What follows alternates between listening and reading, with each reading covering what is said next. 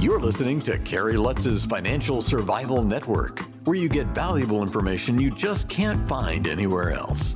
To thrive in today's trying times, you need the Financial Survival Network, now more than ever. Go to financialsurvivalnetwork.com and get your free newsletter and gift. Financial Survival Network, now more than ever. And welcome. You are listening to the Financial Survival Network. I'm Kerry Lutz. Today is 10/5/21. Well, hey, we got this budget proposal from a certain party in Congress, purported to be $3.5 trillion, actually $5.5 trillion, or who the heck knows how much. Nobody knows for sure. But we've got Michael Busler, Professor Michael Busler with us now. You know him well. He's been on the show a number of times from Stockton University, and he's going to go over this creation and let you know what's in it for you. Hey, Professor Busler, it's great to have you back on the show. So what of the budget proposal? So, and thanks for having me, Kerry. You know, it's my pleasure to be here. So let's take a look at the big picture for a minute. The federal government last year spent $3 trillion more than they received in tax revenue. This year, they'll spend another $3 trillion more than they received in tax revenue. And President Biden wants to get two bills passed. One is a $1.2 trillion infrastructure bill, of which about half of it is truly for what we would call infrastructure, roads, bridges, et cetera. The other half is for a bunch of social programs. The $3.5 trillion is all for social programs, and it includes massive amounts of tax increases also. Essentially, what the plan does is it takes income away from people that earned it and give it to people who, for whatever reason, have not earned it. And how are they going to give it to those people? They're going to provide low cost or free health care to every American. They're going to provide education, including free preschool education, all the way up through 2 years of community college. And there's a host of other child care type things, a host of other benefits that would go to lower income Americans.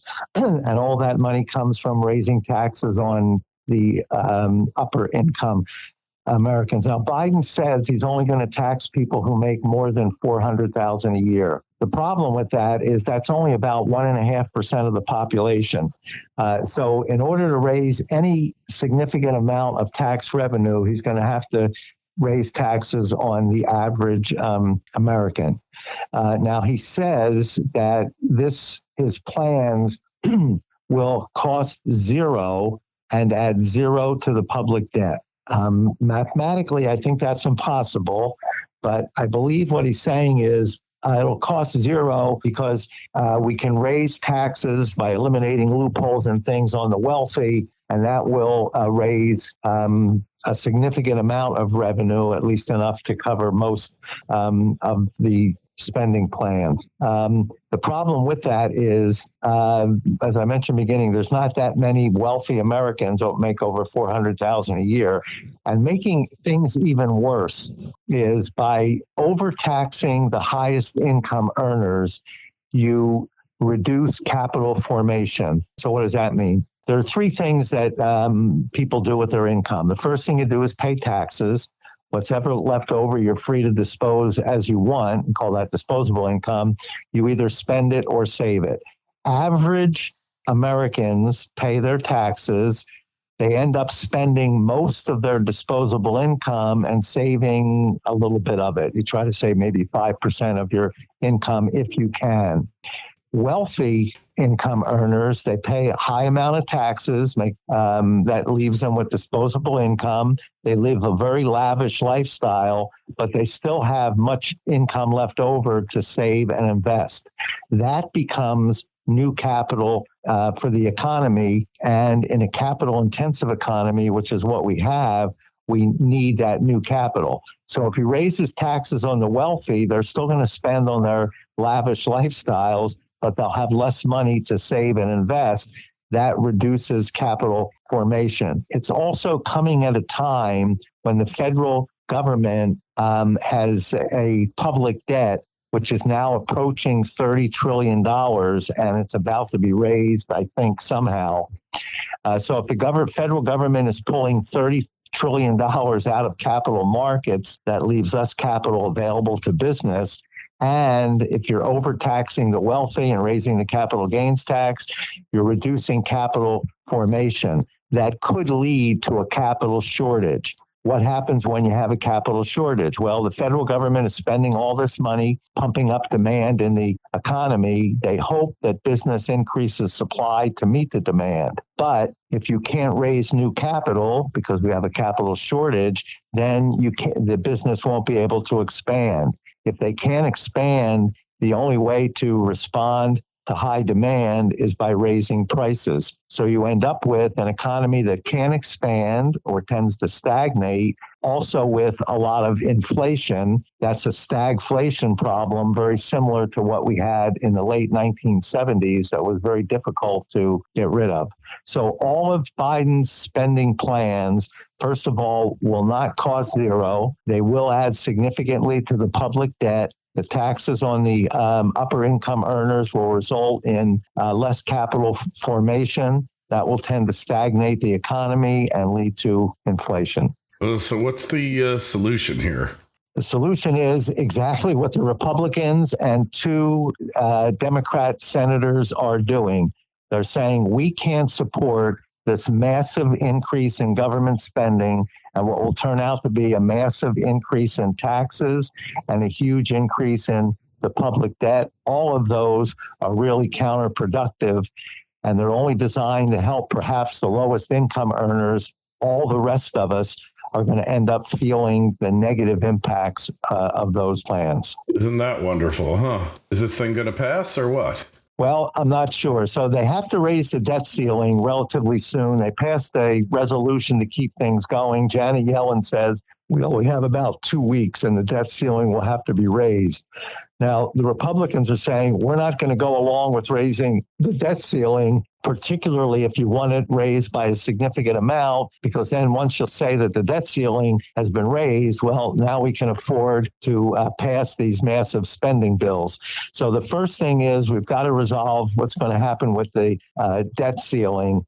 I think it will end up being raised somewhat, but in terms of Biden's spending, I'm not sure either. Definitely, I don't think both of those are going to get through, at least in the form that they're in now. So they'll either be significantly reduced, or if the moderate senators, the Republicans hold their ground, the moderate senators hold their ground, and the progressives hold their ground, and they're saying we're not voting for anything unless we get all of it, then there's a chance that really none of this passes, which I think is a good thing. Yeah, better nothing than something here. Like, what is it really going to accomplish doing all this, right?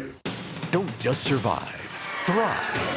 The Financial Survival Network. Goldterra Resource Corp is a gold exploration company that has assembled a highly prospective district-scale land position on the doorstep of the city of Yellowknife in Canada's Northwest Territories. Goldterra is currently focused on expanding and delineating gold resources at the company's Yellowknife City Gold Project, with a goal of discovering over 5 million ounces. With ready access to infrastructure and multiple high-grade gold discoveries, Goldterra is on track to re-establishing Yellowknife as one of the premier gold mining districts in Canada. Goldterra trades as YGT in Toronto and YGTFF on the OTC. For more information, go to goldterracorp.com. That's goldterracorp.com.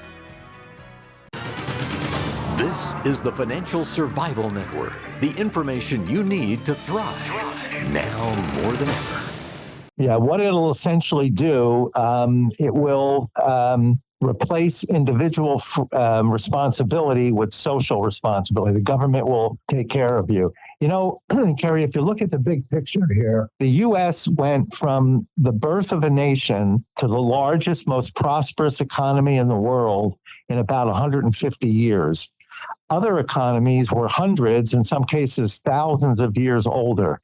How did that happen? In my view, it happened because of four basic principles. One, we encouraged individual freedom. As long as you didn't infringe upon the rights of anyone, you could pretty much do what you wanted. Secondly, we encouraged individual responsibility. As long as you were physically and mentally able to take care of yourself, everybody pretty much took care of themselves.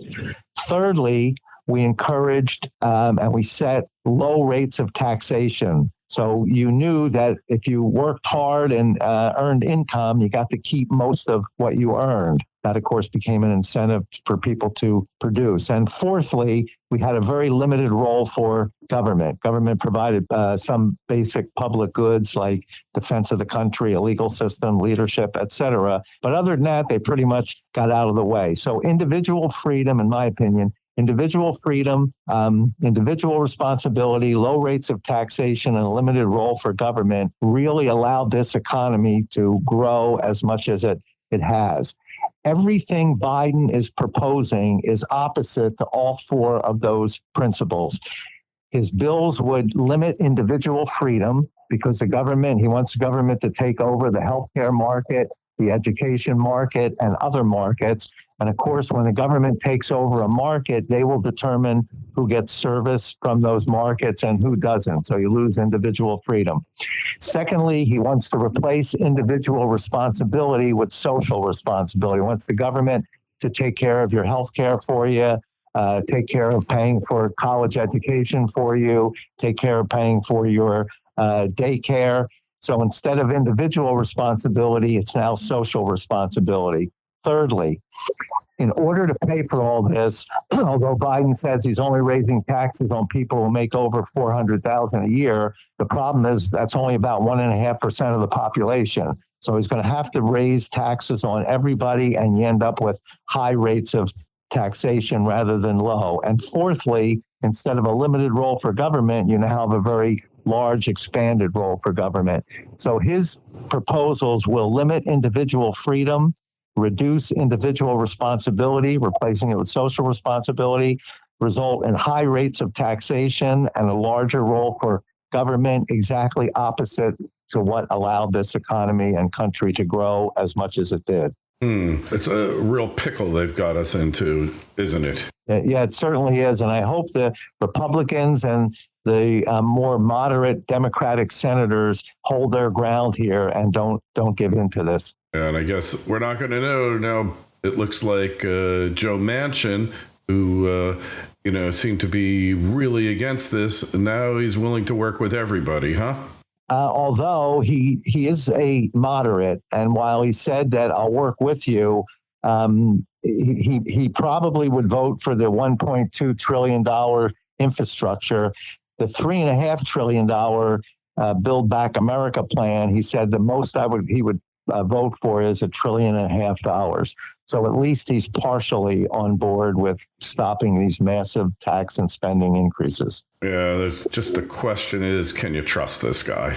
Well, you don't know. Kristen Sinema is the other one who says she's not going to go along with it either. And they're chasing her all over the place on airplanes and the bathrooms.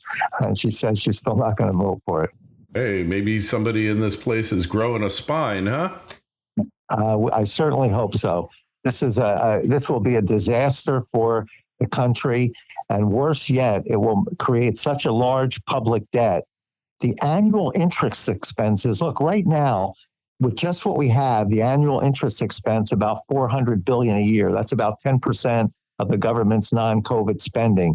The problem is, even if we don't incur any more debt, when the government runs a deficit every year, they sell bonds to finance the deficit, usually 10 or 20-year bonds. There's no program in place to ever pay back any of those bonds. So what happens? They pay the interest annually, and then when the bond matures in 10 or 20 years, they simply sell new bonds to pay back the old bonds, and they roll over the public debt.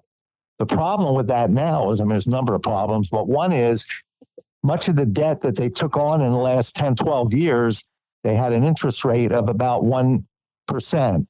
Interest rates are going to start to go up probably starting early next year.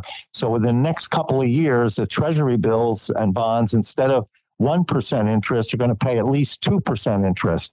So even if we don't take on any more debt, the 400 annual interest expense, 400 billion annual interest expense, once we roll it over, turns into $800 billion a year. And if we add more debt to it, which it looks like we're going to have to do, now you're talking about perhaps $1 trillion a year in interest expenses just to pay for the interest on the public debt. That's a burden that future generations will not be able to carry. It will cut out other government spending in necessary areas. So I believe it's very important that we don't let this go through. All right. Well, from your mouth to God's ears, Michael, it's definitely a situation. The government's been overspending for years, spending money it doesn't have. And this is what we wind up with. Hey, people want to find out more about you, connect with you on the web. Where's the best place to find you? So I post every one of my columns. I have a web page on Facebook. So if you're on Facebook, just search for Funding Democracy. Funding Democracy. My page will pop up there, and I'd be happy if anybody followed me. All right, excellent. And we follow you, of course, and appreciate you coming on. We will talk to you again. Any questions for Professor Busler, just send us an email to kl@kerrylutz.com. And don't forget, sign up for a free newsletter.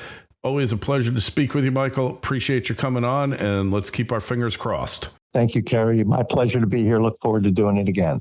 Thanks for listening to Kerry Lutz's Financial Survival Network, your solution to today's trying times. For the latest, go to financialsurvivalnetwork.com. Financial Survival Network, now more than ever.